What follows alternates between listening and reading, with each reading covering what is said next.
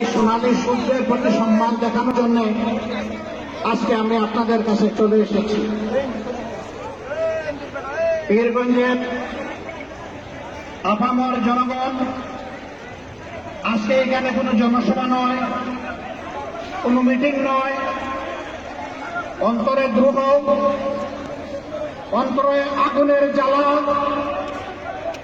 15.5 বছরের গোটা জাতির উপর নির্যাতনের কষ্ট নিয়ে আজকে আপনাদের সামনে হাজির হয়েছি।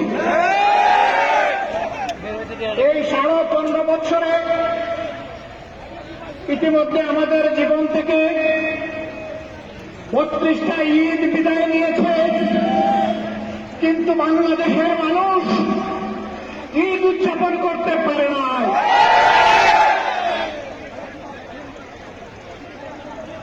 জায়গায় জায়গায় খুন গুম, হত্যা, ধর্ষণ, লুণ্ঠন, মানুষের উপর সীমাহীন নির্যাতন, জুলুম গোটা জাতির শ্বাস বন্ধ করে দিয়েছিল। আল্লাহ তাআলার অশেষ মেহেরবানি, গত 4 তারিখ আল্লাহ তাআলা এই জাতির শ্বাস ফেলার সুযোগ করে দিয়েছেন। এটাকে সকলেই বলছেন বাংলাদেশের দ্বিতীয় স্বাধীনতা যুদ্ধ। আর এই যুদ্ধের মহানায়ক আপনাদের সন্তান, আমাদের সন্তান আবু সাঈদ।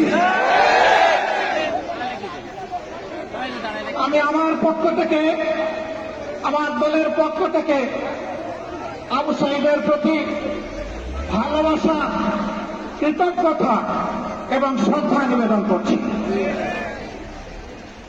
আমরা এসেছি তাদের মা বাপের মুখ দেখতে, আমরা এসেছি তার অপরজনদের মুখ দেখতে।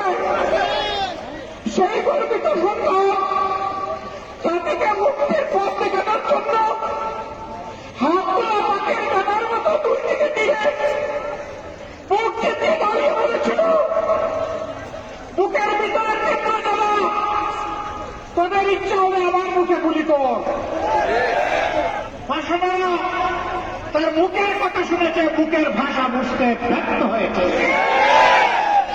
এই জন্য এদেশে আপামর জনগণের ট্যাক্সের টাকায় কিনা অস্ত্র আর ভুলে দিয়ে আমাদের কলিজার টুকরার কলিজাকে ঝাঁঝরা করে দিয়েছে। আমরা ধিক্কার জানাই। এই কাজ যারা করেছে তারা মানুষ নয়, তারা পশু। এই পশুদের বিচার অবশ্যই হবে এবং এই বাংলার মাটিতে এদের বিচার হবে। শুধু গুলি করা নয়, এই গুলির নির্দেশদাতাদেরও বিচার হতে হবে, ষড়যন্ত্রকারীদের বিচার হতে হবে। বিচারের একটা অংশ ইতিমধ্যে হয়ে গিয়েছে, আপনারা কি টের পেয়েছেন? আলহামদুলিল্লাহ। তুইজ্জ মান তাশা ওয়া তুযিল্লু মান তাশা বিয়াদিকাল খায়র। ইজ্জত এবং বেইজ্জতির চাবি কার হাতে? কল্যাণের পুষ্পফলক কার হাতে? আল্লাহ তাআলার হাতে। সেই আল্লাহ তাআলা সম্মান দেওয়ারও মালিক, অপমানিত করারও মালিক। আল্লাহ তাআলা ক্ষমতা দেন এবং ক্ষমতা নেন।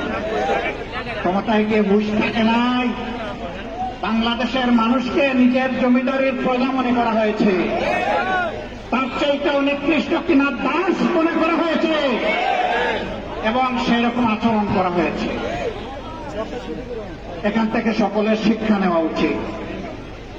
সম্মানিত ভাইয়েরা, আমি আর কথা বাড়াতে চাই না। আল্লাহ এই মাটিকে ইতিহাসের অংশ বানিয়ে দিলে এই গৌরব শুধু আপনাদের এই সন্তান, এই মুক্তিযুদ্ধের মহানায়ক, তার পরিবার চেয়েছে তাকে বীর ঘোষণা দেওয়া হোক। আমরা বলছি সে বীর নয়, সে তো মহানায়ক। কে ঘোষণা দিল না দিল তা জানি না, কিন্তু বাংলাদেশের 18 কোটি মানুষ এই ঘোষণা দিয়ে ফেলেছে। এটা জনগণের ঘোষণা, এটাই শ্রেষ্ঠ ঘোষণা। এরপরে যদি কোন সরকার দেয় আমরা তাদেরকে মোবারকবাদ জানাবো। আমরা এসেছি সেই যুব সমাজকে অভিনন্দন জানাতে এখান থেকে আপনারা বিশ্বাস করুন, দফায় দফায় জেল কেটেছি, নির্যাতিত হয়েছি।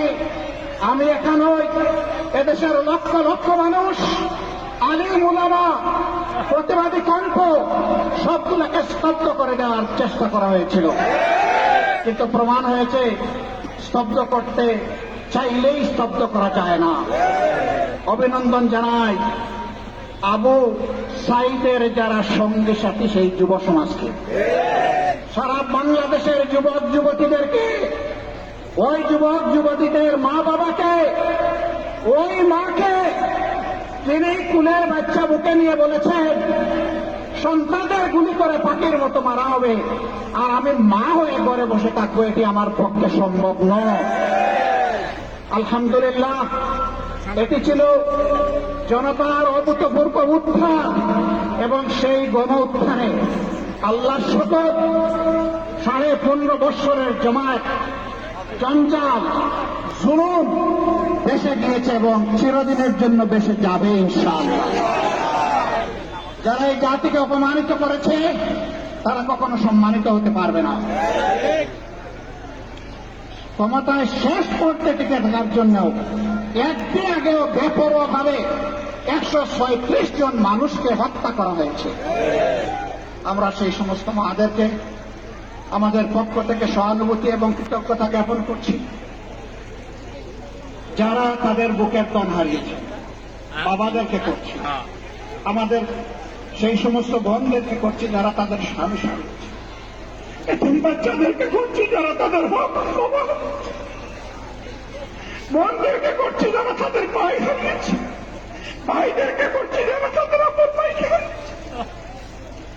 আপনাদেরকে অভিনন্দন, আপনাদের প্রতি জাতি কৃতজ্ঞ। আল্লাহ আপনাদেরকে সবরে জামিলা থাকুন। যুব সমাজকে অভিনন্দন আবারও জানাই। এক কৃতিত্ব ভাই তোমাদের, এই জাতি তোমাদের জন্য চিরদিন তোমাদের কাছে ঋণী থাকবে ইনশাআল্লাহ। কিন্তু তোমাদের প্রতি আমার অনুরোধ, ছেড়ে দিও না এই জাতিকে, ঠিক চোখ চোখ দিয়ে থাকতে থাকো। আগামীটাও কেউ যেন স্বৈরাচার হয়ে উঠতে না পারে। আগামীর বাংলাদেশ যেন হয় স্বৈরাচার মুক্ত বাংলাদেশ, জুলুম মুক্ত বাংলাদেশ, ইনসাফের বাংলাদেশ, প্রত্যেকটি নাগরিকের গর্বের সাথে বেঁচে থাকার বাংলাদেশ। আমরা সেই বাংলাদেশের অপেক্ষায় থাকলাম।